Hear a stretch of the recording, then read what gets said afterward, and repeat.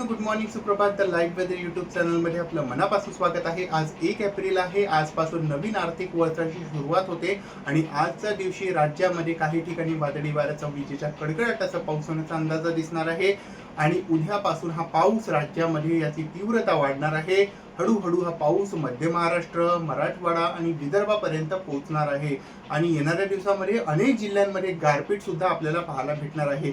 मागच्या दिवसामध्ये सुद्धा आपण गारपीट पाहिली होती आणि आता येणाऱ्या दिवसामध्ये सुद्धा गारपीट होण्याचा अंदाज दिसत आहे. नेमकं याचा प्रमुख कारण म्हणजे एक वेस्टर्न डिस्टर्बन्स पश्चिमी आवर्त 2 तारखेला हिमालयाच्या भागामध्ये येणार आहे आणि या पश्चिमी आवर्तामुळे अशी परिस्थिती राज्यातील काही जिल्ह्यांमध्ये पाहायला भेटू शकते. तुरळक ठिकाणी विजेच्या कडकडाटासह गारपिटीसह पाऊस होण्याचा अंदाज असणार आहे.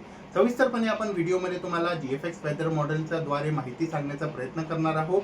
तर निश्चितपणे ह्या व्हिडिओला पूर्ण बघा आणि चॅनलवर जर तुम्ही नवीन आले असाल तर नक्कीच आपल्या चॅनलला सबस्क्राईब करा. मित्रांनो, सध्याच्या काळातली जर आपण तुम्हाला सॅटेलाइट इमेज दाखवली तर पाहू शकता राज्यामध्ये सध्या कोणत्याही भागात पाऊस नाही होत आहे आणि ढगाळलेलं वातावरण सुद्धा आपल्याला सकाळपासूनच दिसत नाही आहे.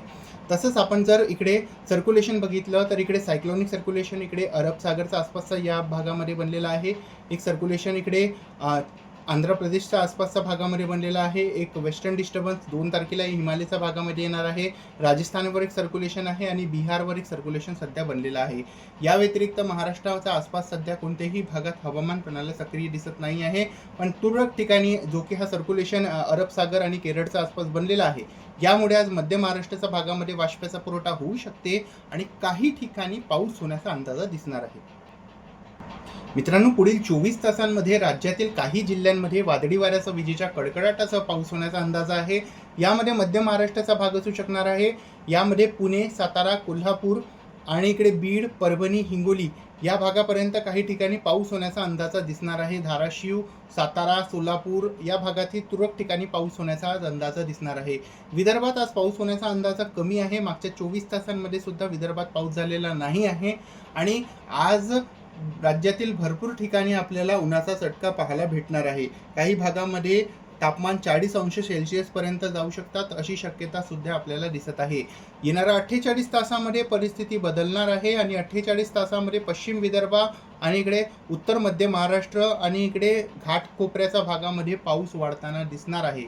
महाराष्ट्रामध्ये येणाऱ्या 48 तासात काही जिल्ह्यांमध्ये गारपीट होण्याचा अंदाज असणार आहे आणि काही ठिकाणी वादळी वाऱ्यासह, विजेच्या कडकडाटासह किमान 40 ते 50 किलोमीटर प्रति तासाच्या वेगाने वादळी वाऱ्यासह पाऊस होण्याचा अंदाज दिसत आहे. तर या संदर्भात तुम्हाला मी येणाऱ्या 24 तासाआधी माहिती सांगण्याचा प्रयत्न करणार आहोत.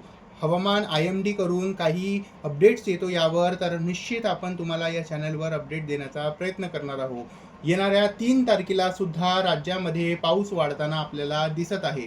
विदर्भसह मध्य महाराष्ट्र, मराठवाड्यामध्ये पाऊस होण्याचा अंदाज दिसत आहे.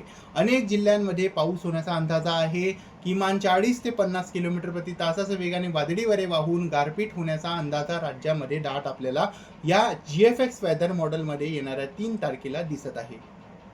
मित्रांनो, ECMFWFचा जर आपण तुम्हाला मॉडेल दाखवला तर इथे तुम्ही पाहू शकता ECMFWFच्या मॉडेलमध्ये आज आपल्याला सातारा, बीड, नांदेडपर्यंत तुरळक ठिकाणी पाऊस होण्याचा अंदाज दिसत आहे. आज दिवसभरामध्ये अशी परिस्थिती बीडपर्यंत आपल्याला पाऊस पाहायला भेटू शकते. पुणेसह सातारा, सांगली, सोलापूर, बीड, नांदेड या जिल्ह्यांमध्ये आज पाऊस होण्याचा अंदाज दिसत आहे.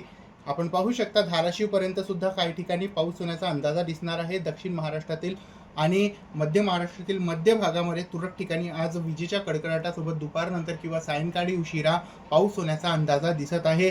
अशी परिस्थिती आज दिवसभरामध्ये दक्षिण महाराष्ट्राच्या भागामध्ये दिसत आहे. तर सध्याच्या या व्हिडिओमध्ये आणि अपडेटमध्ये बस इतकंच. चॅनलवर नवीन असाल तर नक्कीच आपल्या चॅनलला सबस्क्राईब करून घ्या आणि शेजारी बेल आयकॉन दाबून ऑलला क्लिक करा.